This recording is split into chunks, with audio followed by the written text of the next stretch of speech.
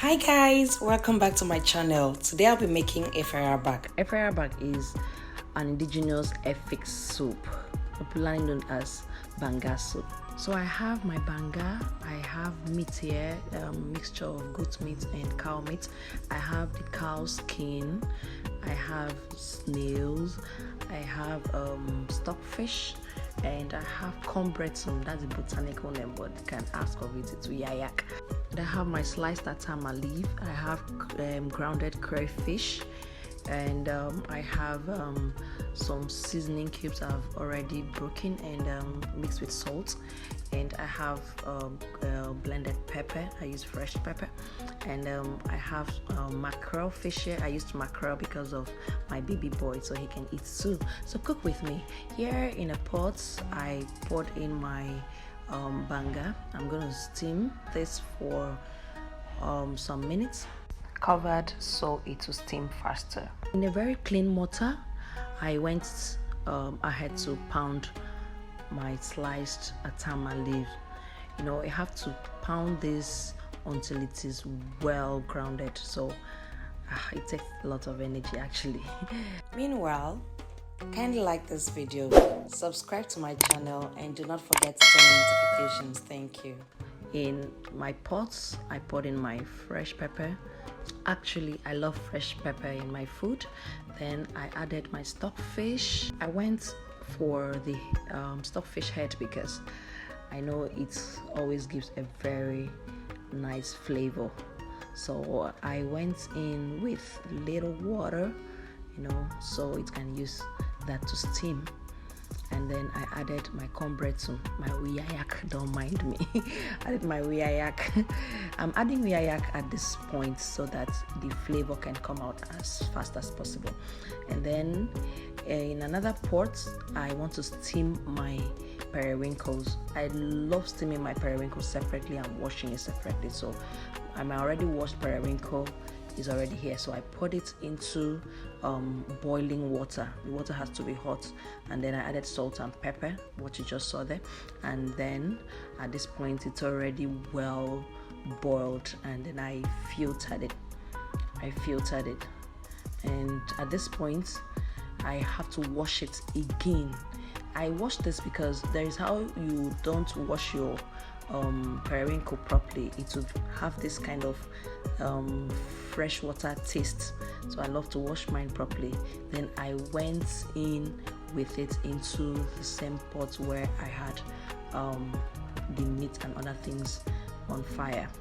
And then I went in with my mackerel. And added my snail. I want to just steam both of them just briefly, and then I'll take them out. I added a little bit of crayfish. When I'm seasoning my meat, I love to add crayfish. Then at this point I just stir a little, and I'll cover the pot and allow it to continue steaming. Then look at our Banga. It's already looking very, very nice. So at this point it's ready. So I poured it into the basin and I want to pound it. So look at it. I drained the hot water out, and I poured it into the mortar, and I'm pounding it.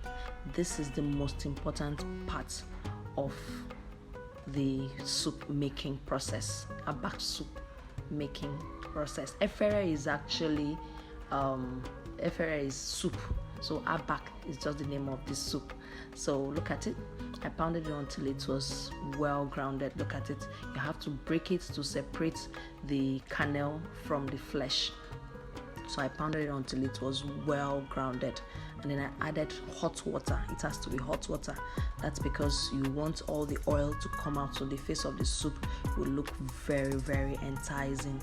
So look at it. I had to, I wouldn't even dare use my hand, so I had to use spoon to turn that. And in a neat sieve, I started pouring in the Banga so I can remove the water that I'm going to use, the oil that I'm going to use in making the soup, the abak soup. So I added a little bit of cold water because I need to use my hand to squeeze the chaff out. So I added cold water. I put it under running water, as you can see. So at this point, look at it. Look at what I had. Look at it. Look at what came out. And I was not satisfied. I needed more of the juice. I call it juice. So I needed more of the oily juice. So I had to add more hot water to bring it out. And that was what I did. And then I finally used cold water to squeeze it out. So at this point, look at what I had. I had enough Banga water. I had squeezed enough out, and then I poured it right into the pot where I seasoned all my protein. I poured it right inside. The reason why I used a separate pot to do that was because there is always remains of the kernel that usually break while pounding. So I don't like it entering into my soup. You can see that. So that was why I used a separate pot and allow it to settle before pouring it into my pot. Look at it. It's already looking good. Look at the soup. And then I went in with my crayfish. I love crayfish a lot. Crayfish makes the soup taste really, really good. So I added some more seasoning, and then at this point, because it's boiling very well, I added my Atama leaf. And at this point, everything is done. It's just to allow it to steam. Look at it. Let me know in the comment section, would you like to taste this soup? Would you love to try it? You can walk into any restaurant and ask of it. I mean, the real Calabar abak soup. We have different kinds of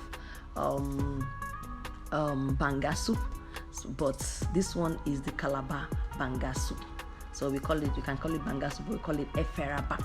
So look at it. At this point, it's really boiling and everything is mixed.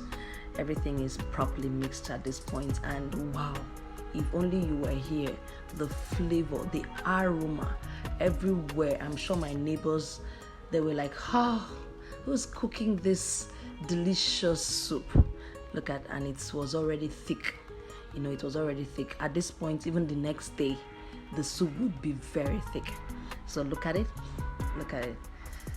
Look at it. I had fun making this soup, and I know you want to try it. So I had this with swallow, like I had it with a bar.